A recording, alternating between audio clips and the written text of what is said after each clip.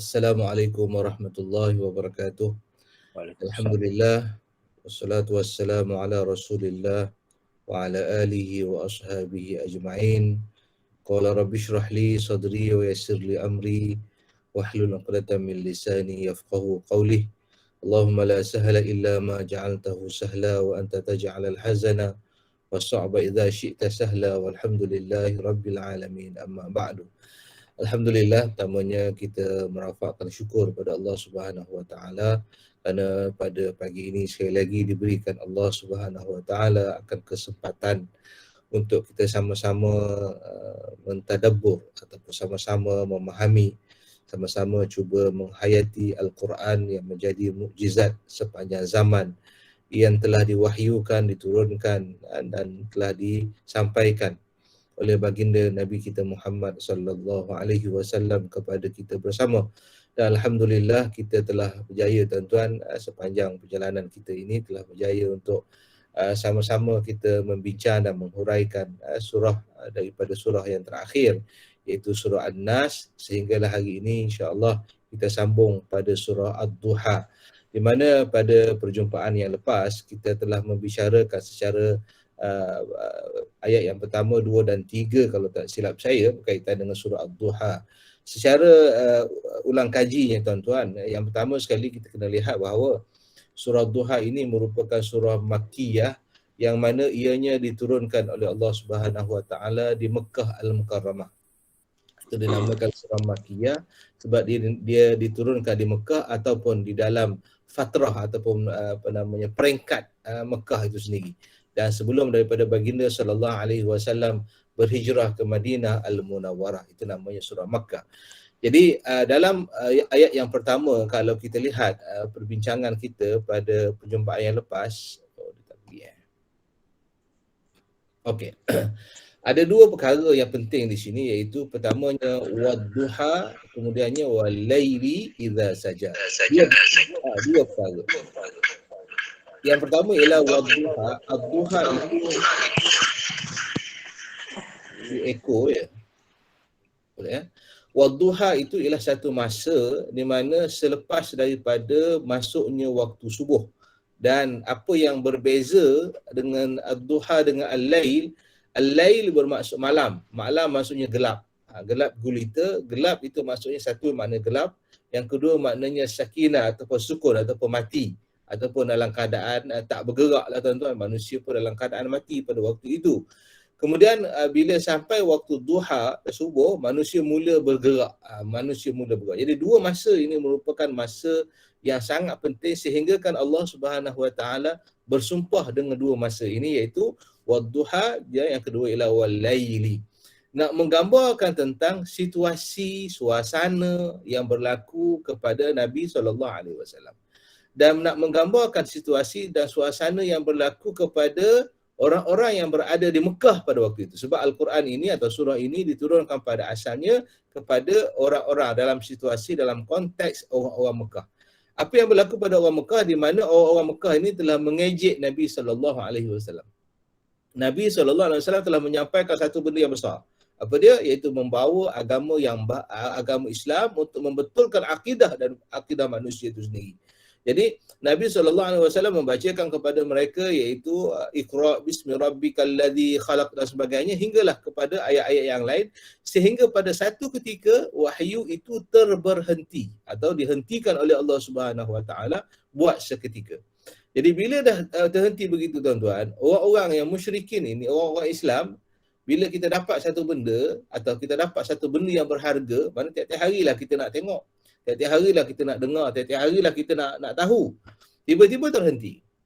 Manakala orang-orang yang dengki kepada Islam, orang-orang yang tidak mahu menerima Islam, ingkar pada Islam, dia tiap-tiap hari dia mencari jalan untuk memastikan bahawa agama ini ataupun ada perkara yang boleh mereka jadikan isu. Jadi bila turun ayat Al-Quran, hentam mereka. Turun ayat Al-Quran kena pada kehidupan mereka. Turun ayat Al-Quran yang lain membetulkan kehidupan mereka. Tiba-tiba dalam satu tempoh yang tertentu tidak turun ayat Al-Quran. Maka ini menjadikan satu ruang atau bola tanggung lah kepada mereka untuk mereka nak menghentam Nabi SAW sehingga mereka mengatakan bahawa wada'aka, mana Tuhan telah memisahkan kamu, atau Tuhan telah berpisah dengan kamu, Tuhan telah membiarkan kamu wahai Muhammad SAW. Berartinya Tuhan kamu juga sekarang ni bukan saja kami saja yang pulau kamu, Tuhan kamu pun pulau kamu. Jadi bila disebut tentang perkara ini, itulah situasi pada waktu itu, maka Allah keluarkan ayat Al-Quran untuk membalas apa yang mereka buat kepada baginda Nabi dan juga para sahabat radhiyallahu alaihim, dan disebutkan dengan perkataan wadduha walaili idza saja, dan demi waktu duha dan demi waktu malam yang dalam keadaan gelap gulita ataupun dalam keadaan sunyi. Baik, dalam situ tuan-tuan, orang yang berada dalam situasi itu faham dah konteks dia. Mana wadduha itu mana terang, kemudian sebelum pada terang itu malam. Nak menggambarkan masa hilangnya wahyu, semasa kamu menimbulkan isu tadi, waktu seolah-olah waktu malam. Bila Allah turunkan balik ayat Al-Quran, berarti ini dah masuk waktu dah masuk waktu duha. Maknanya dah bermula cahaya-cahaya dan bantuan daripada Allah Subhanahu Wa Taala. Itu kepada orang musyrikin. Kepada orang Islam, dalam keadaan mereka dikeji, diejek dan sebagainya, dalam keadaan gelap, tak boleh nak bergerak ke mana-mana, sekarang ni mereka perlu melaksanakan. Bila ada duha, mereka perlu bergerak, mereka perlu bekerja, mereka perlu berusaha, mereka perlu berjuang, kerana dah mula ada cahaya-cahaya yang telah dikeluarkan oleh Allah Subhanahu Wa Taala. Ya, jadi ini nak menggambarkan kepada kita, tuan-tuan rahmati Allah, tentang konteks yang ada pada zaman semasa Al-Quran itu diturunkan. Sebab itu disebutkan ayat seterusnya, ma wadda'aka rabbuka wa ma qala, iaitu Allah Ta'ala atau Tuhan kamu tidak mewida' ataupun mengucapkan selamat tinggal. Jadi wida' dalam perkataan yang pernah kita sebutkan sebagai ulangan kita bersama, ulang kaji sedikit tuan-tuan. Wida' ni dia ada bukan makna berpisah. Kita kalau sebut saya berpisah, kita tak ada nilai apa-apa. Tapi dalam bahasa Arab, perkataan wadda'aka ataupun wida' itu dia merujuk kepada satu makna, dua perkara yang penting. Satu perkara yang maknanya pisahlah. Yang kedua, pisah pada orang yang mempunyai kasih dan sayang antara satu dengan lain. Itu dia namakan wida'. Kalau sekiranya orang tu tak ada kasih sayang, dia panggil taroka ataupun tinggal. Pisah juga tapi makna tinggal. Sebab itu dalam hal ini wadda'aka sebenarnya mempunyai dua unsur yang utama. Tapi kita dalam terjemahan, kalau kita lihat terjemahan mawadda'aka rabbuka, dan tidaklah meninggalkan. Dia yang timbul makna ialah makna meninggalkan. Tercicir satu makna iaitu makna kasih sayang itu. Jadi meninggalkan, betul, Tuhan kamu tidak meninggalkan kamu. Jadi antara Tuhan dengan kamu atau Tuhan kamu dengan kamu itu wahai Muhammad SAW, apa yang berlaku antara dua ini iaitu kasih sayang. Adanya kasih sayang Allah kepada Nabi dan kasih sayang Nabi SAW kepada Tuhannya, kepada Allah Subhanahu Wa Taala. Bila ada kasih sayang inilah, maka Allah Taala menggunakan perkataan wadda'ah. Itu cantiknya Al-Quran, tuan-tuan. Yang tak boleh, sebab itu kalau saya selalu sebut pada tuan-tuan bahawa apa yang diterjemahkan ataupun Quran terjemahan kita itu sebenarnya dia boleh terjemah mungkin dalam 30%, 40% sahaja makna yang ada. Sebab kalau nak terjemahkan keseluruhannya, dia akan memakan masa yang panjang ataupun penulisan yang panjang. Cuma bila kita belajar balik dalam kita mengulang kaji dan sebagainya, barulah kita nampak perkara tersebut. Itu yang pertama. Yang kedua, wama qala, Tuhan kamu tidak meninggalkan kamu. Wama qala, dan tidak membenci. Membenci itu tuan-tuan tak ada perkataan kamu. Tadi ada perkataan meninggalkan kamu. Tuhan kamu tidak meninggalkan kamu. Kamu yang kedua itu dalam bahasa Arab dipanggil sebagai maf'ulun bih ataupun benda yang kena. Baik. Tetapi di dalam ayat perkataan yang kedua, wama qala, dan tidak Tuhan kamu benci. Benci itu tidak ada perkataan kamu, dan tidak Tuhan kamu benci kamu. Sepatutnya ada begitu. Wama qalaka sepatutnya. Tetapi Allah Taala buang. Allah Taala buang perkataan ka itu, kamu itu Allah Taala buang. Jadi para ulama melihat dalam hal yang berkaitan dengan Tuhan kamu tidak mengucapkan selamat tinggal kepada kamu dan Tuhan kamu tidak membenci. Stop, tak ada perkataan kamu. Apa bezanya? Jadi nak gambarkan di sini tuan-tuan yang rahmati Allah, ini disebut dalam istilah ilmu balaghah disebut sebagai babut takrim, iaitu memuliakan baginda sallallahu alaihi wasallam. Jadi tak nak sebut benda yang buruk ni pada Nabi walaupun maknanya begitu, tetapi kita tak nak sebut. Maknanya begitulah tuan-tuan. Contohnya kalau kita buat contoh benda yang buruk-buruk, kita jangan ambil contoh orang di depan kita. Jangan ambil contoh anak kita, jangan ambil contoh isteri keluarga kita, ambil contoh yang lain-lain tuan-tuan. Pasal apa? Ini seolah-olah untuk memuliakan. Ataupun kita umpamanya kita di depan raja sebagai contohnya. Kita buat contoh raja, tak boleh lah. Pasal apa? Litikram, ataupun untuk memuliakan dia, meraihkan dia tuan-tuan. Jadi Allah Subhanahu Wa Taala nak meraihkan Nabi kita Muhammad sallallahu alaihi wasallam sehingga kan tidak menyebut namanya dalam gandengan dengan perkara-perkara yang dibenci atau perkara-perkara yang negatif pada pandangan manusia. Jadi mawadda'aka rabbuka wa ma qala sahaja tuan-tuan. Dan tidak ada perkataan ka, dan tidak Tuhan meninggalkan. Meninggalkan siapa? Meninggalkan kamu. Tapi kamu itu tidak disebut secara jelas atau secara zahir, disebabkan untuk memuliakan baginda Nabi kita Muhammad sallallahu alaihi wasallam. Jadi ada dua elemen. Yang pertama sekali elemen kasih sayang, yang keduanya tadi elemen tikra'at takrim ataupun memuliakan baginda Nabi sallallahu alaihi wasallam dalam ayat yang kita bacakan ini. Masya-Allah. Bagaimana hebatnya ayat Al-Quran itu perlu dilihat tuan-tuan. Ayat yang seterusnya, walal akhiratu khairul laka minal ula, dan walal akhiratu, dan juga yang kemudian khairul laka, lebih baik kepada kamu, minal ula, daripada yang awal. Apa yang kemudian tu? Kemudian tu ialah yang duha tu. Apa yang awal? Yang awal tu yang malam. Itu maksudnya.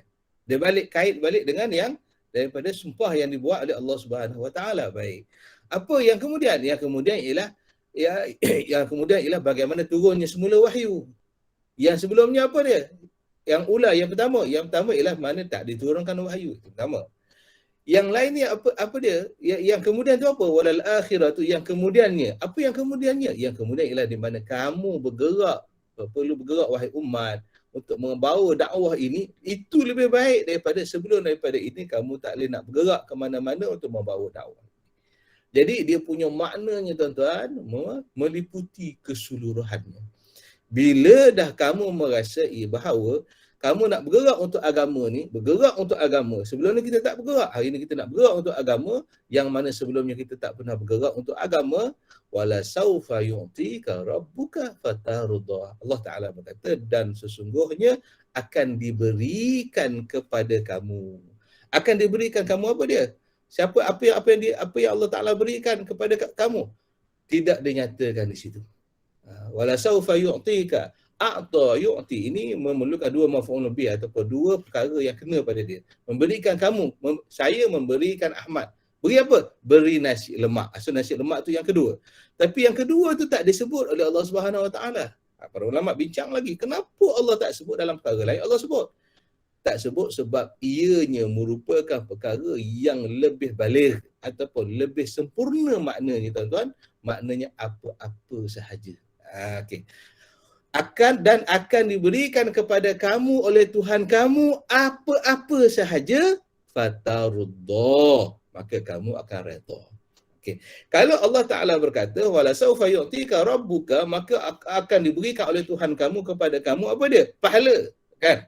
Setengah daripada orang yang mula berjuang, dia berjuang atau nak bawa agama Allah Subhanahu Wa Taala ini, ialah pahala tu pahala, tapi dia nak benda lain.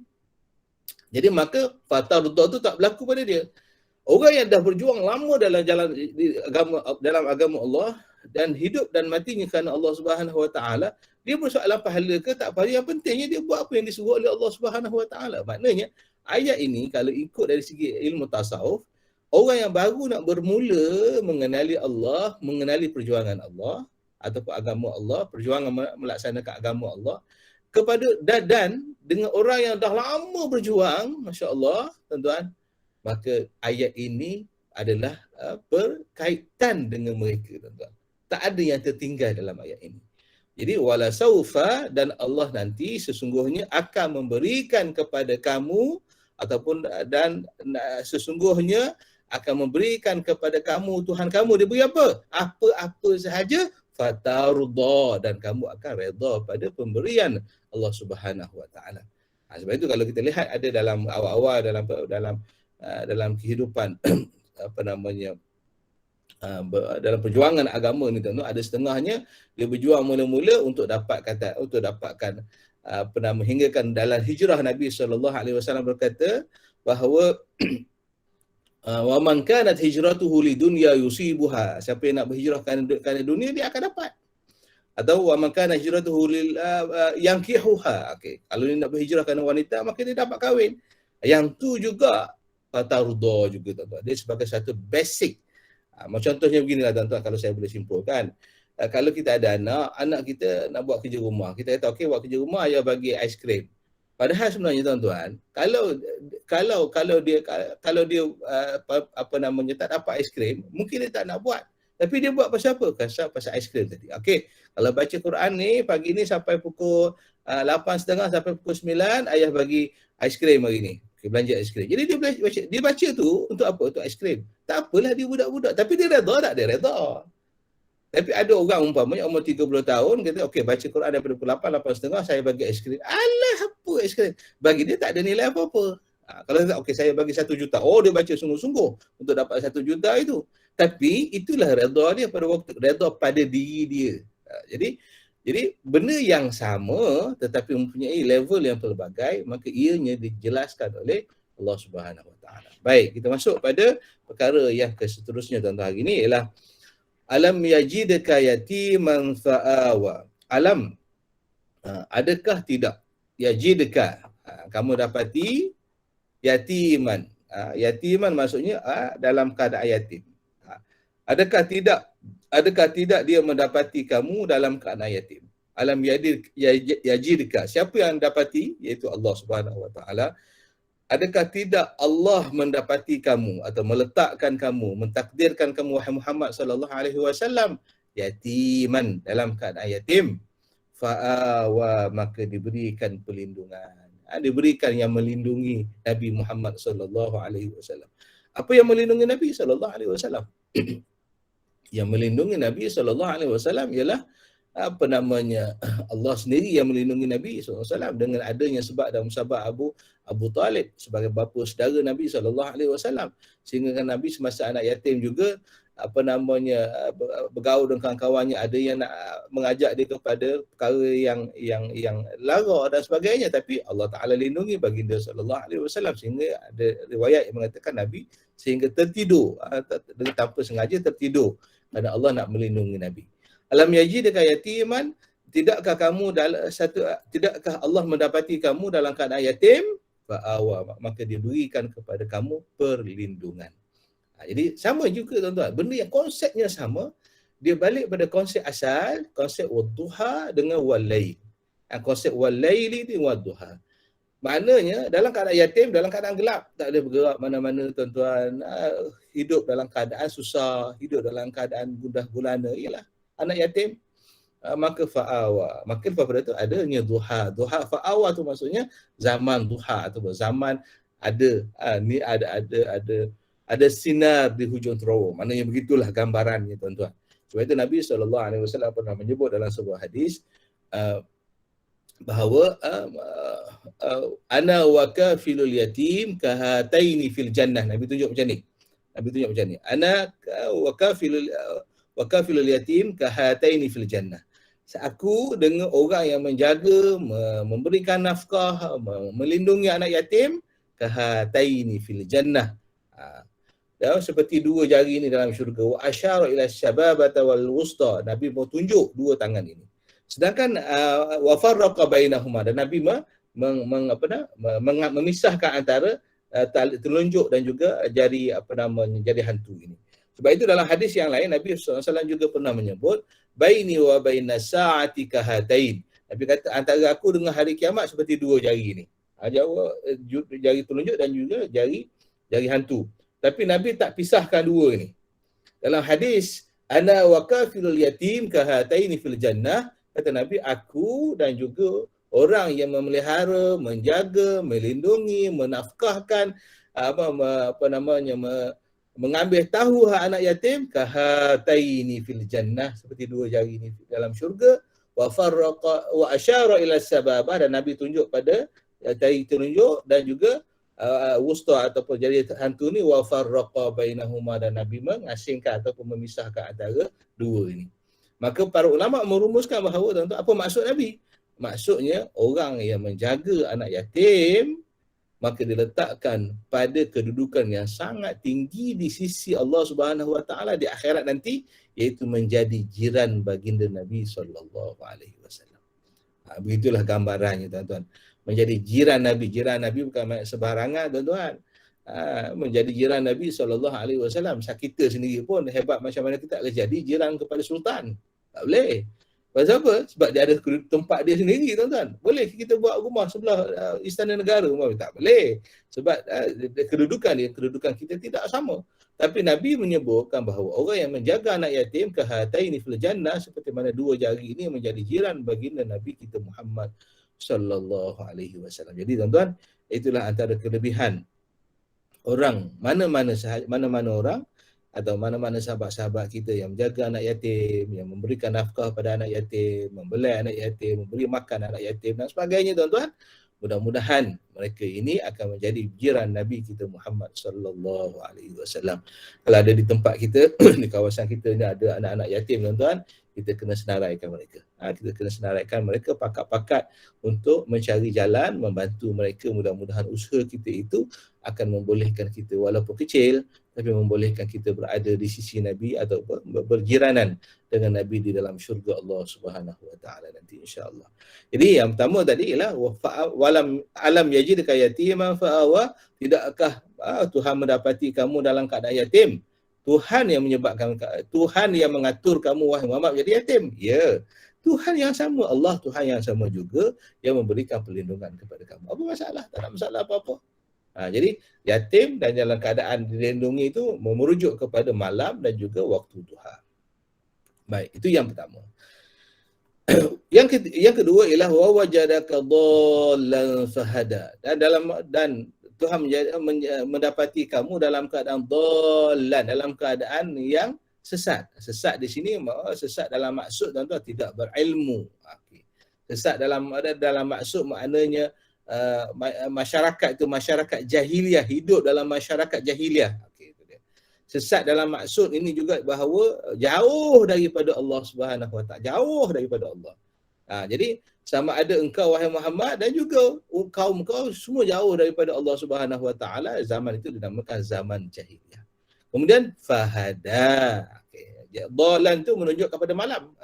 Sebab itulah perkataan malam dia adalah kiasan kepada kesesatan.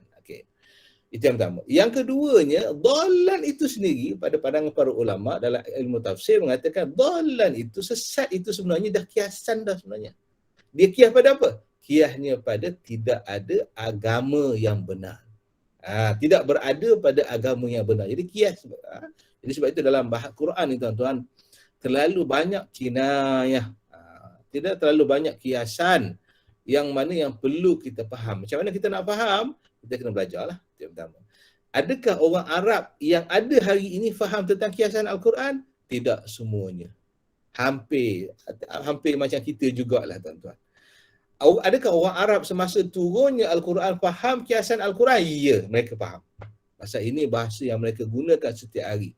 Orang Arab ni gunakan bahasa-bahasa lembut, bahasa-bahasa balaghi atau bahasa-bahasa cantik tuan-tuan. Dan Tuhan kamu mendapati kamu dalam keadaan tidak ada agama ataupun tidak dalam keadaan tidak mempunyai panduan, tidak mempunyai pegangan yang betul, fahada, maka Allah Ta'ala memberikan hidayah kepada kamu.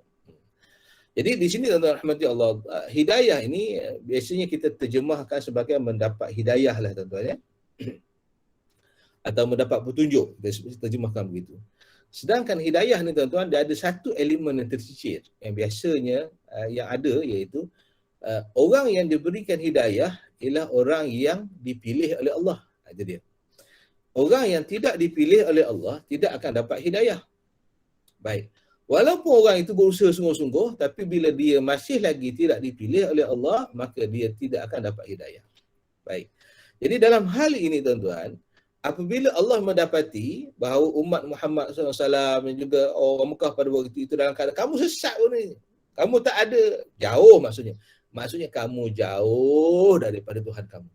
Walaupun kamu duduk di Mekah, walaupun kamu duduk di Baitullah, rumah Allah Subhanahu Wa Taala, walaupun kamu tawaf tiap-tiap hari, walaupun kamu meletakkan diri kamu sebagai orang yang taat beragama, tapi kamu jauh daripada Allah.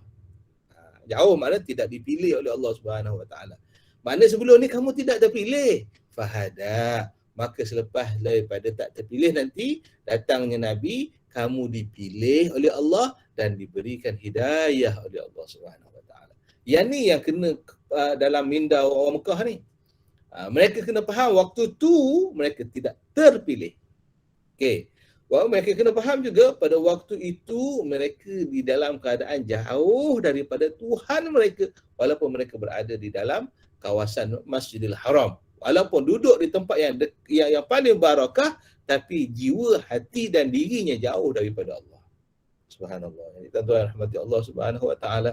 Sebenarnya ayat ini tuan-tuan juga merujuk kepada apa yang berlaku hari ini juga tuan-tuan. Kalau kita tengok hari ini, alhamdulillah Allah Subhanahu Wa Taala beri izin kepada kita untuk dah boleh pergi ke Mekah, buat umrah dan sebagainya tuan-tuan. Dulu sebelum Covid ada yang buat umrah semasa tawaf tu duduk selfie lah tuan-tuan, wifi dan sebagainya, buat Facebook live dan sebagainya. Jadi bila dah 2 tahun dah, seolah-olah hampir 2 tahun dah tuan-tuan tak boleh pergi, walaupun dah rancang tak boleh pergi. Bila pergi pula jadi benda yang sama. Maknanya tak ada pengajaran apa-apa pun yang kita buat. Apa yang disebut dalam ayat ini, wa wajadaka dhallan fahada. Orang Mekah duduk di Mekah, duduk depan Kaabah tapi jauh daripada Allah. Okey. Hari ini yang berlaku, orang Islam duduk depan Kaabah di tempat yang paling barakah, jauh juga daripada hatinya, jauhnya juga daripada Allah Subhanahu Wa Taala. Hatinya dekat dengan Facebook, hati dekatnya Instagram, tidak dekat dengan Allah Subhanahu Wa Taala. Jadi inilah rasa susah hati tuan-tuan. Bila manusia ni nak berubah? Bila kita dah diberikan hentaman daripada Allah selama 2 tahun. Bila kita ke sana ataupun sahabat-sahabat kita ke sana pula tuan-tuan, dalam keadaan yang sama kita tengok, masya-Allah. Mungkinlah ada setengahnya yang buat siaran langsung dan sebagainya tu untuk menyemarakkan lagi semangat orang lain nak pergi. Tak apalah, mungkin baik nilai hajat mereka. Tapi kalau kita lihat tuan-tuan rahmat Allah, kalau hati kita asyik dengan Allah, maka tak ada nilai apa-apa yang lain. Sepatutnya begitu. Jadi jangan kita jadi seperti mana orang Mekah yang mana dia duduk di tempat yang paling barakah tapi jauh daripada Allah. Fahada maksudnya selepas daripada itu apa berlaku? Kamu duduk di tempat yang barakah tapi dalam masa yang sama kamu dekat dengan Allah dan diberikan hidayah oleh Allah Subhanahu Wa Taala. Masya-Allah. Kemudian ayat yang seterusnya, wa wajadaka ailan fa aghna. Maka Tuhan juga mendapati kamu wahai Muhammad sallallahu alaihi wasallam dalam keadaan ailan, dalam keadaan miskin. Miskin maksudnya tuan-tuan tak cukup. Tak cukup. Miskin tu maksudnya tak cukup. Okay. Jadi tak cukup ni dia tuan-tuan, bila sebut miskin atau makna miskin lah tak cukup. Tak cukup ni dia adalah adalah subjektif. Ada orang 1 juta dapat 1 juta dia tak cukup. Ada orang dapat 5 juta dia tak cukup. Ada orang dapat 10 ringgit dia cukup. Tak ada masalah apa-apa. Jadi subjektif tuan-tuan. Jadi wa wajadaka ailan, dan Tuhan kamu mendapati kamu Muhammad sallallahu alaihi wasallam dalam keadaan tak cukup. Apa yang Nabi tak cukup? Tuan-tuan rahmati Allah Subhanahu Wa Taala, Nabi tak cukup dari segi apa? Dari segi kebahagiaan. Pasal apa? Sebab Nabi nak apa? Nabi nak supaya orang lain umat dia ataupun orang Mekah semua ikut ataupun semua berada dalam agama Allah Subhanahu Wa Taala. Itu maksudnya tuan-tuan. Bukan hanya tak cukup dari segi makan dan minum, tapi tak cukup dari segi perkara-perkara yang lain. Fa'aghna, maka Allah cukupkan kamu. Aghna maksudnya kaya lah, kita sebut terjemahannya. Tetapi maksudnya cukupkan. Allah cukupkan kamu. Kalau dulu kamu rasa, wahai Muhammad, kamu nak tak cukup, kamu pasal apa? Sebab orang Mekah ni jauh daripada agama semua sekali. Jadi kamu nak supaya orang Mekah ni semua masuk pada agama Islam. Fa'aghna, maka Allah Ta'ala kayakan kamu, cukupkan kamu dengan apa yang kamu nak tadi. Apa maksudnya tuan-tuan?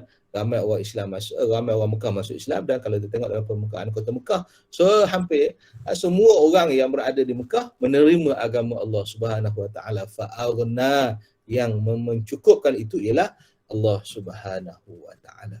Begitu juga orang Islam semasa berada di Mekah dalam keadaan miskin, fa'aghna, dikayakan oleh Allah Subhanahu Wa Taala. Begitu juga orang Islam, aghna ailan juga menunjukkan bahawa bukan pada harta saja, pada pengaruh pun sama. Fa'aghna, maka selepas itu diberikan pengaruh yang besar. Selain daripada itu, ada segi kuasa umpamanya, tak cukup kuasa untuk buat perubahan. Fa'aghna, maka Allah Ta'ala sempurnakan kuasa ataupun apa yang kamu perlukan untuk menguruskan dunia ini. Jadi itu semua merujuk kepada perkara-perkara yang diperlukan oleh baginda Nabi dan juga para sahabat radhiyallahu alaihim. Jadi tuan-tuan rahmati Allah Subhanahu Wa Taala, sama sebenarnya kalau kita kiaskan pada kita pun sama. Dulu kita dalam keadaan lemah, maka Allah kuatkan kita, kan. Masa kita mula-mula kahwin dulu tu lemah tuan-tuan, menumpang rumah kawan ni barangkali. Sekarang ni kita dah ada rumah sendiri. Kita jadi kuat. Dulu maknanya kita masa kita budak-budak atau masa kita umur belasan tahun, yang melindungi kita dalam keadaan lemah, siapa yang melindungi kita? Iaitu ayah kita, pak saudara kita, keluarga kita melindungi kita. Dulunya kita ni jauh daripada hati orang, tapi hari ni alhamdulillah dekat dengan hati orang, alhamdulillah. Itu Allah Ta'ala punya kuasa. Dulu kita ni tak punya apa-apa tuan-tuan. Sekarang ni Allah kayakan kita dengan apa yang ada pada kita. Boleh makan cukup dan sebagainya. Masa belajar dahulu barangkali di universiti, kita makan sekali sehari saja. Sekarang ni alhamdulillah makan 7 kali sehari. Fa'aghna. Semua itu nak menunjukkan kepada perkara yang seterusnya yang Allah nak sebut tentang nikmat-nikmat. Dulu kamu tak ada, sekarang ni Allah tak bagi. Dulu kamu tak cukup, sekarang ni Allah cukupkan. Dulu kamu miskin, Allah Ta'ala kayakan. Jadi semua ini menceritakan tentang perkara yang berlaku. Baik. Kemudiannya para ulama menyatakan bahawa kenapa disusun yatim, kemudian dhalan, kemudian ailan. Kenapa yatim? Lepas yatim dia jadi dalam keadaan jauh, okey. Kemudian dalam keadaan miskin, okey. Yatim merujuk kepada umur anak ataupun orang ataupun anak-anak yang mana kehilangan bapa dalam usia belum balik. Belum balik, katalah baliknya umur 10 tahun, jadi sebelum 10 tahun tu dia dalam keadaan yatim. Bila dah dia balik, dia tak dinamakan yatim lagi. Dia dinamakan dalam keadaan orang dewasa. Walaupun umurnya 11 tahun, walaupun umurnya 10 tahun, sebab dia dah balik. Balik, seorang yang balik, dia perlukan apa?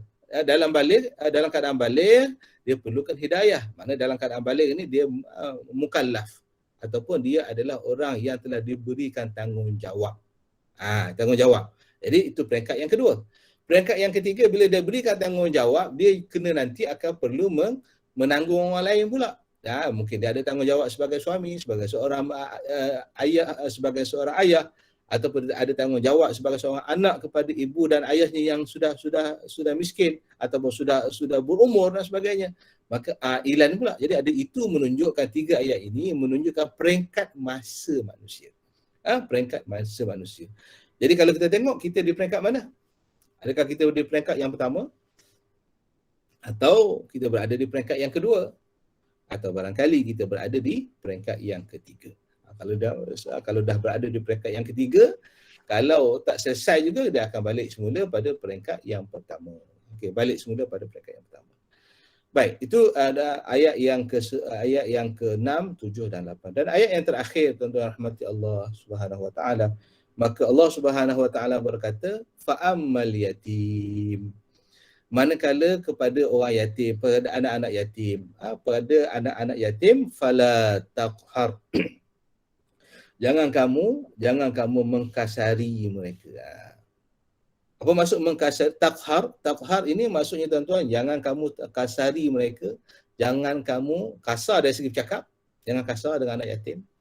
Jangan kamu zalimi, maksud khianat dia atau kenakan dia dengan sesuatu perkara. Itu tak boleh. Dilarang.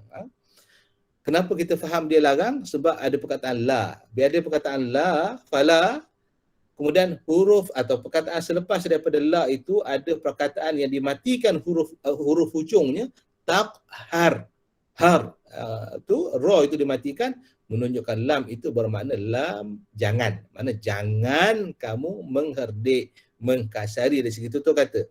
Jangan kamu menzalimi pula dia dari segi memberikan tekanan dan sebagainya. Ataupun kalau mereka ada harta, jangan pula kamu zalimi atau merampas harta mereka. Bagaimana cara orang merampas harta anak yatim tanpa dia sedar? Mudah ya tuan-tuan.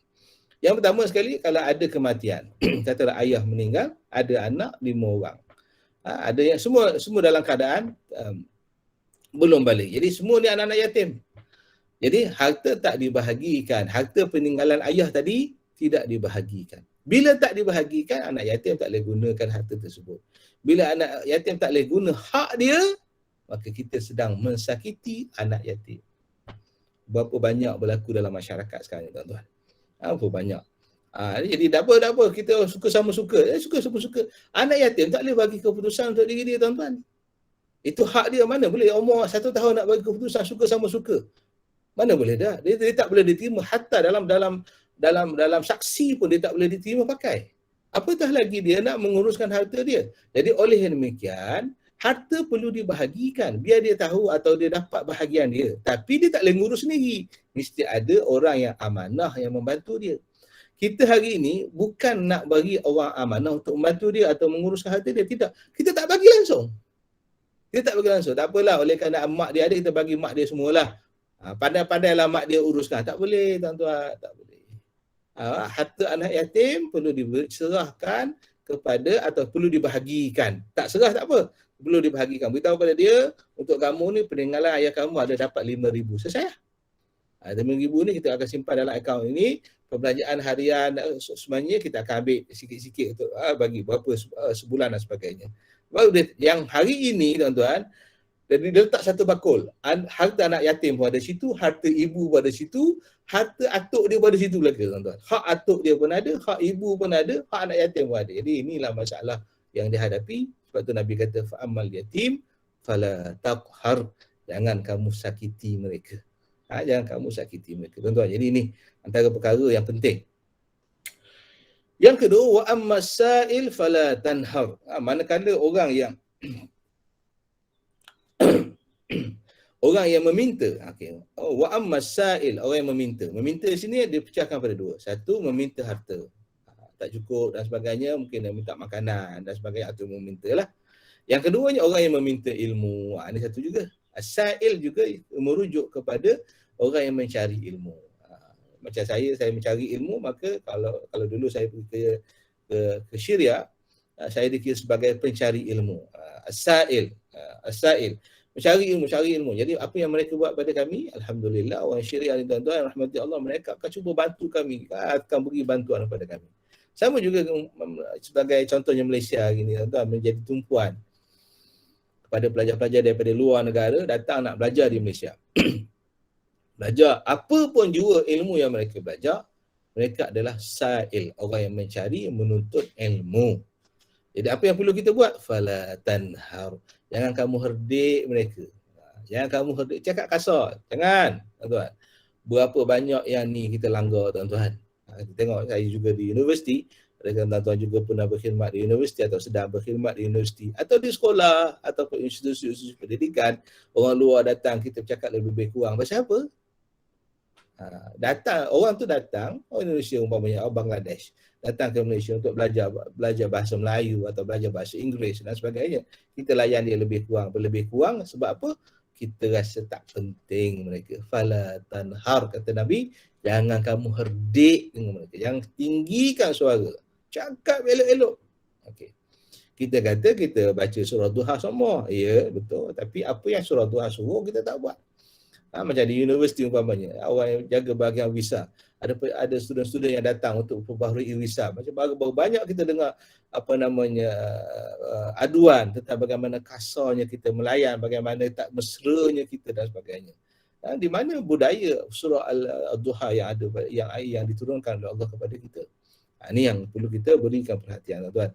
Jadi dua perkara ini, iaitu orang meminta makan atau sesuatu yang mereka tak perlukan dari segi benda yang madiyah, minta tolong dan sebagainya.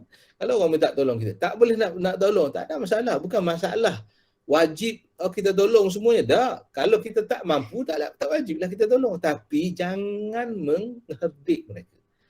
Itu yang masalah dia. Umpamanya ada orang minta tolong kita sesuatu dan kita waktu tu memang tak boleh nak tolong. Tak apa. Macam mana kita minta maaf, saya tak boleh tak mampu nak tolong. Okeylah. Jangan kita mesti tolong lagi. Maknanya begitu. Jangan kita orang minta tolong ni, tuan-tuan rahmati Allah. As-sa'il ataupun orang yang meminta sesuatu ni, tuan, dia mengharapkan walaupun dia tak dapat apa yang dia minta, tapi dia mengharapkan dia dilayan dengan baik. Sama juga dengan perkara-perkara yang lain. Sama juga bila kita balik rumah, anak kita minta ini, minta itu kan. Minta aiskrim dan sebagainya. Cuba kita herdik dia. Apa aiskrim? Jadi esok lusa tak minta lah, tuan-tuan. Padahal kita sebagai bapa memang suka anak-anak kita minta pada kita. Sebab ada makna kita pada dia, tuan-tuan. Kalau tak ada makna, yang biasalah, tuan-tuan apa mengalami benda yang sama. Kalau anak kita masa kecil-kecil lagi tu, kita okey hari ni nak makan apa, ayah beli. Okey. Anak umur berapa? Anak umur 12, 13, 14, 16 tahun. Orang ni kata nak makan ni, orang ni kata nak makan ni. Tuan-tuan seronok tak? Seronok. Pasal tuan-tuan boleh sempurnakan hajat dia. Sekarang ni anak tuan-tuan, umur 35, 45, 55. Tuan-tuan kumpulkan anak-anak, apa nak makan apa? Ayah belanja. Anak-anak kata, alah ya, tak apalah ya. Kata, apa tuan rasa? Maksudnya, kalau kita duduk dalam kedudukan orang yang memerlukan kita, tuan-tuan, sebenarnya kita seronok. Tapi sebab itu Nabi kata, wala tanhar. Jangan bila duduk dalam keadaan kita ni, orang lain perlu, jangan pula kita yang berkasar, mengherdik dan juga berkata-kata dan kata-kata yang tidak sewajarnya. Baik, itu dia, tuan-tuan. Dan yang terakhir sekali, wa amma bi ni'mati rabbika fahaddits. Jadi manakala dan dengan apa sahaja nikmat daripada Tuhan kamu, maka hendaklah kamu ceritakan atau hendaklah kamu khabarkan. Okay. Ada beberapa perkara yang perlu kita lihat di sini. Yang pertama, bi ni'mati rabbika, nikmat Tuhan kamu. Okay. Jadi Allah Ta'ala gandingkan, nikmat tu bukan nikmat yang kamu ada. Nikmat yang kamu ada itu nikmat yang Tuhan kamu beri. Okay. Bi ni'mati rabbika, mana bi ni'mati atau nikmat min rabbika. Nikmat daripada Tuhan kamu. Ya. Nikmat tu kamu miliki hari ni, ya saya ada, alhamdulillah. Tapi kena ingat, sebelum saya ada benda tu, ianya datang daripada Allah Subhanahu Wa Taala, Tuhan kamu. Dia yang kamu. Jadi kita kena gandingkan bahawa nikmat yang ada itu sebenarnya yang ada pada kita hari ni, tuan-tuan, bukan milik kita sepenuhnya. Itu nikmat yang diberi oleh Allah Subhanahu Wa Taala kepada kita. Bukan hak kita, itu hak Allah. Bila hak Allah, Allah boleh tarik bila-bila masa. Sebab itu kita tengok hari ni, ada syarikat-syarikat yang gulung tikar dan sebagainya disebabkan COVID, tuan-tuan. Ini disebabkan Allah nak beritahu kepada kita bahawa kekayaan kamu, perniagaan kamu, harta kamu, semua milik aku. Nikmat itu milik aku, kata Allah. Aku boleh tarik bila-bila masa je. Ada COVID ke tak ada COVID, ditariknya, tuan-tuan. Dia nak gambarkan bahawa nikmat yang ada pada kita sebenarnya daripada Allah Subhanahu Wa Taala. Jadi bercakap kita ataupun berinteraksi kita dengan nikmat yang ada pada kita itu biar berlapik kata orang. Supaya apa? Supaya kita tidak melebihi daripada yang sepatutnya, kot timbul keangkuhan, timbul kesombongan dan sebagainya. Baik, itu yang pertama. Yang kedua, para ulama ahli tafsir mengatakan nikmat rabbika ini, nikmat yang dimaksudkan di sini ialah agama. Betul lah. Ialah tadi keperluan hidup kita. Nikmat yang paling besar ialah agama. Sebab itu disebutkan agama ini ialah inna dina indallahil Islam. Agama kita ini ialah agama Allah. Kan? Agama. Apa maksud agama Allah? Agama yang dimiliki oleh Allah. Agama yang Allah milik. Sebab itu kita tak boleh nak ubah. Kita tak boleh nak pindah. Sebab bukan milik kita pun. Itu milik Allah. Allah bagi pada kita sebagai suatu kurniaan kepada kita. Kurniaan yang paling besar pada kita ialah bila Allah Ta'ala berikan agama Islam ni kepada kita, tuan-tuan. Itu kurniaan yang sangat besar yang Allah Ta'ala beri kepada kita. Maka bila Allah Ta'ala bagi agama kepada kamu, nikmat-nikmat yang lain lah, kita sebutlah nikmat yang lain, makan, minum dan sebagainya itu, okey. Nikmat yang paling besar ialah nikmat agama. Bila Allah bagi nikmat agama kepada kamu, apa yang perlu kamu buat? Fahadith, naklah kamu cerita. Cerita ni bukan cerita ke orang, ya. Fahadith ini maksudnya hendaklah kamu sedar. Bila cerita ni maknanya kita tahu kan, beritahu. Beritahu pada siapa? Beritahu pada fahadith nafsak. Ya, maka ceritakan pada diri kamu bahawa nikmat ni daripada Tuhan. Nikmat ni Tuhan punya. Okey. Nak cerita pada orang lain itu ada dua isu. Yang pertama, boleh-bolehkan, yang kedua tak dibolehkan. Tapi cerita pada diri kita sendiri, sedarkan diri kita, yakinkan pada diri kita, fahamkan pada diri kita bahawa nikmat ini sebenarnya wahai manusia, nikmat ini daripada Allah. Kita dapat nanti mungkin lepas ni makan nasi lemak contoh ni tuan-tuan. Kita tengok ni nikmat daripada Allah. Allah bagi nikmat ni tuan-tuan, masya-Allah. Hadis maksudnya adalah kamu cerita. Sebab itu para ulama kata, kenapa dibezakan ataupun kenapa Allah menggunakan perkataan haddath ataupun haddatha yuhaddisu, maksudnya cerita. Kenapa tak disebut akhbara, khabar makna cerita juga. Surat khabar tu makna surat cerita maksudnya tuan-tuan. Kenapa tak disebutkan wa amma bi ni'mati rabbika fakhabbir. Maka khabarkanlah. Kenapa fahadith? Masya-Allah tuan-tuan. Yang tu dibincangkan tuan-tuan. Dan kalau kita lihat, mereka ahli tafsir memperolehi satu rumusan. Ada banyak rumusan yang lain, tapi kita rumuskan yang satu yang senang kita pegang. Yang pertama, perkataan khabar memberitahu ni tuan-tuan. Dalam bahasa Arab, khabarkan saya. Ada khabar tak? Ada khabar berita tak? Okey, mana berita kan? Ada khabar. Khabar mana? Apa khabar kamu? Dia kata saya baik. Okey. Apa maksudnya? Apa khabar? Dia kata saya sihat. Okey. Kita tanya lagi, apa khabar? Sihat. Orang marah. Pasal apa? Bila tentang khabar ni tuan-tuan, khabar dia menunjukkan sekali cukup. Sekali pun dah cukup. Betul tak? Sebab itu kalau kita tanya khabar, dia tak tanya khabar 3-4 kali. Apa khabar? Okey, sihat. Okey. Apa khabar pula lepas tu? Orang kata apa pasal dia 2-3 kali tanya khabar ni? Okey, itu dia. Baik. Yang pertama. Yang kedua ya surat khabar. Surat khabar dia membawa berita-berita yang baru. Dia tak ulang berita semalam dan sebagainya, tak ulang. Kalau dia ulang berita tapi ada penambahan, itu mana berita lain ataupun fakta lain. Maka oleh demikian tuan, akhbara, khabar yang tak digunakan oleh Allah dalam ayat ni, perkataan yang sama kita terjemahkan dengan menceritakan, maka ceritakanlah akhbara atau khabar, dia menunjukkan tidak ada pengulangan. Masya-Allah. Manakala haddatha yuhaddithu, khabar atau cerita juga, tapi dia menunjukkan elemen pengulangan. Masya-Allah. Maka dengan nikmat Tuhan kamu, apa nikmat Tuhan kamu? Agama. Fahadith. Maka ulang-ulangkanlah bercerita, menceritakan dan juga mengkhabarkan, memberikan peringatan. Tak boleh sekali. Tak boleh ajak orang pada Islam sekali. Tak boleh. Tak boleh begitu. Itu yang pertama.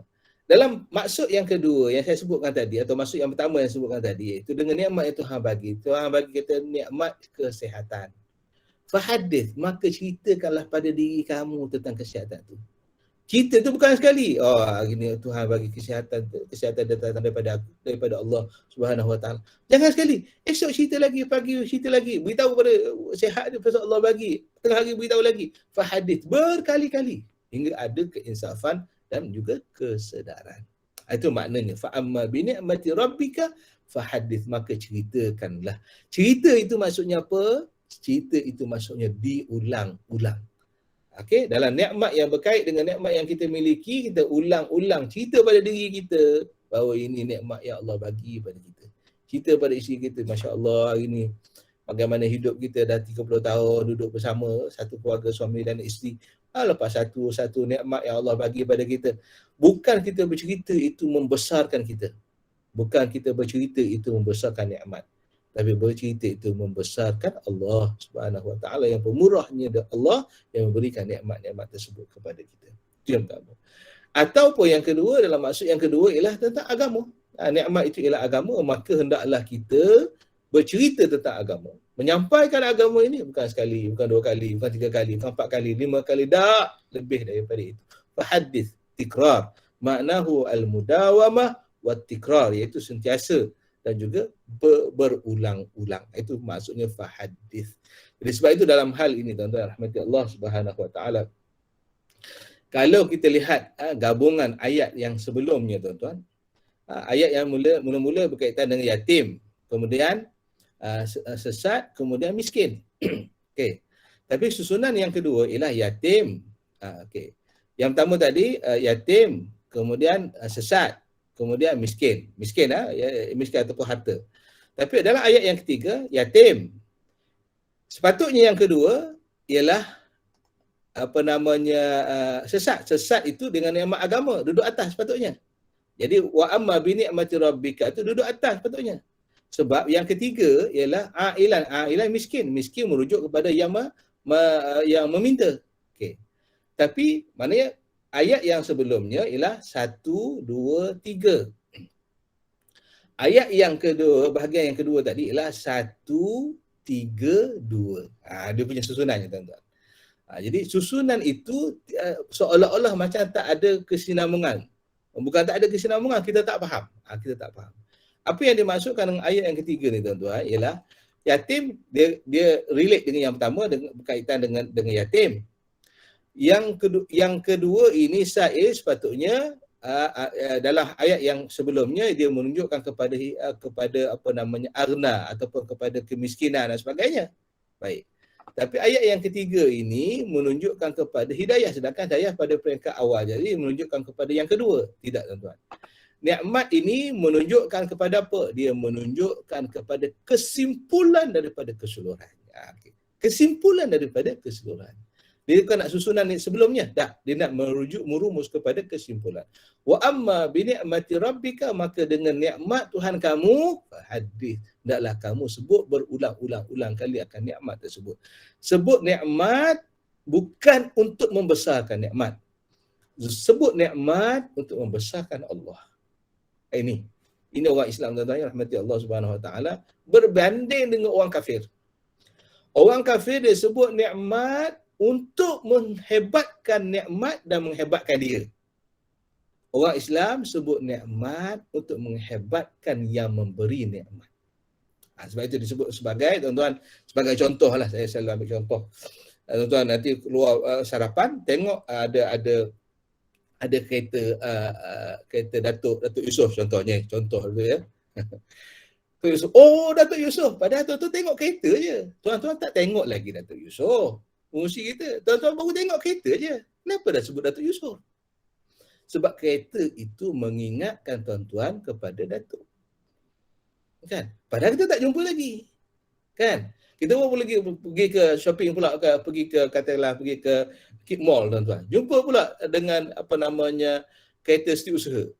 Setiausaha pun ada sini. Padahal tak jumpa lagi setiausaha. Baru jumpa kereta dia, kereta duduk sebelah, parking sebelah kereta setiausaha. Setiausaha pun ada. Setiausaha tak ada pun tuan-tuan. Itu kereta dia. Tapi kereta itu mengingatkan kita pada setiausaha. Dan kita tidak berpada dengan kereta itu. Kalau dalam hidup kita tuan-tuan, tengok satu yang dimiliki oleh seseorang mengingatkan kita pada Tuhan punyanya. Kenapa dalam hidup kita yang tiap-tiap hari, tiap-tiap masa, setiap-tiap saat mendapat nikmat daripada Allah yang tidak boleh mengingatkan kita kepada Tuhan yang memiliki nikmat tersebut. Tengok kereta, ingat Tuhan. Tengok nikmat, tak ingat Tuhan. Pasal apa? Pelik tuan-tuan. Kan? Tengok ni kasut, kasut Bilal. Ingat ke Bilal? Tapi bila kita tengok nikmat yang Tuhan bagi, kiri dan kanan, atas dan bawah ni tuan-tuan, hati kita tak teringat pula pada Tuhan, itu Allah yang memberikan nikmat. Maka Allah Ta'ala berkata, wa amma bi ni'mati rabbika fahadith. Okay. Naklah kamu mengingatinya. Jadi tuan-tuan rahmati Allah Subhanahu wa taala. Jadi apa yang boleh kita rumuskan dalam perbincangan kita dalam surah Ad-Duha ni tuan-tuan, dia menampakkan kepada kita ada dua musim. Musim di mana musim malam, yang keduanya musim waktu duha yang perlu kita mula bergerak. Musim yang lepas-lepas lah tuan-tuan, kita nak bergerak pada musim yang baru ini ataupun jangka masa yang baru ini, iaitu kalau dulu kita tak beringat sangat pada nikmat Tuhan, hari ini kita kena beringat semua sekali pada nikmat yang Allah Ta'ala. Kalau dulunya kita tuan-tuan barangkali tengok sesuatu perkara tidak mengingatkan kita kepada Tuhan, yang memberikan nikmat tapi memberikan mengingatkan kita pada kehebatan kita dalam niaga dan sebagainya, dah ketepikan Allah, ketepikan. Kita balik kepada apa yang kita dapat, apa yang kita miliki, apa yang kita usahakan, apa yang diberikan, apa yang ada pada kita, apa yang kita tengok, apa yang kita lihat, semua sekali ialah nikmat yang diberikan oleh Allah Subhanahu Wa Taala. Tak cukup ke semua benda yang kita tengok dan yang kita dengar, yang kita pegang dan yang kita makan mengingatkan kita pada Allah? Tak cukup lagi ke? Maknanya begitulah tuan-tuan. Sudah pasti terlebih cukup lah tuan-tuan. Terlebih cukup. Jadi mudah-mudahan Allah Subhanahu Wa Taala meletakkan kita di kalangan orang yang diberikan oleh Allah Subhanahu Wa Taala inayah dan taufik untuk menghayati apa yang diberikan oleh Allah Subhanahu Wa Taala dan menghayati pemurahnya Allah Subhanahu Wa Taala kepada kita. Dikala kita tak ingat pada dia pun, Allah Taala teruskan pemberiannya pada kita. Apatah lagi kalau ingat pada Allah Subhanahu Wa Taala, sudah pasti Allah Taala menambahkan lagi apa yang Allah Taala berikan kepada kita, insya-Allah. Jadi saya rasa itulah yang boleh saya bersembang dengan atau yang kita bentangkan pada tuan-tuan pada pagi ini. Mudah-mudahan sedikit yang dikongsikan, ada yang dikongsikan itu dapat kita manfaatkan. Kalau ada soalan daripada tuan-tuan sekalian. Baik. Saya tak ada. Okey, kalau tak ada saya rasa sekadar itu saja. Saya rasa yang baik semuanya daripada Allah Subhanahu Wa Taala. Yang lemah yang kurang itu datangnya daripada kelemahan saya. Mudah-mudahan Allah Subhanahu Wa Taala meletakkan kita di kalangan hamba-hambanya yang sentiasa diberikan kasih dan sayangnya di atas muka bumi ini, insya-Allah. Aku qauli hadza wa astaghfirullah li wa lakum wa lisairil muslimina wal muslimat wal mu'minina wal mu'minat. Wassalamualaikum warahmatullahi wabarakatuh. Assalamualaikum.